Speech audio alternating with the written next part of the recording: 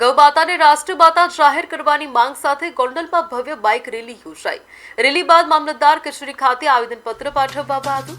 ગૌહત્યા વિરોધી કડક કાયદો અમલી બનાવવા માટે પણ રજૂઆત કરવામાં આવી। માંડવી ચોક સ્થિત શ્રીરામગર બાપુ ગૌ મંદિર ખાતે ગૌમાતાની આરતી કરીને રેલીની શરૂઆત કરવામાં આવી। શહેરના મુખ્ય માર્ગો સેન્ટ્રલ સિનેમા ચોક, કોલેજ ચોક અને શ્યામવાડી ચોક થઈને રેલી મામલતદાર કચેરી ખાતે પહોંચી હતી। ગૌમાતાને રાષ્ટ્રમાતા જાહેર કરો અને ગૌ હત્યા બંધ કરો જેવા ગગનભેદી નારાઓ સાથે સમગ્ર ગોંડલ ગૂંજી ઉઠ્યું હતું। આ બાઇક રેલીમાં સાધુ સંતો, ગૌશાળા સંચાલકો, સામાજિક અગ્રણીઓ અને મોટી સંખ્યામાં ગૌપ્રેમીઓ જોડાયા હતા।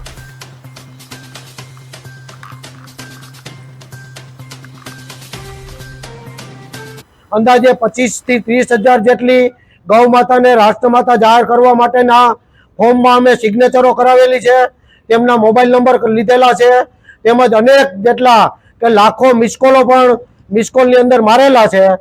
આ સમયે બસ માત્ર ને માત્ર અમારું એક જ કામ કે કોઈ પણ સંજોગોની અંદર ગૌ માતાને રાષ્ટ્રમાતા જાહેર કરવામાં આવે, એ જ એક અભિયાન છે।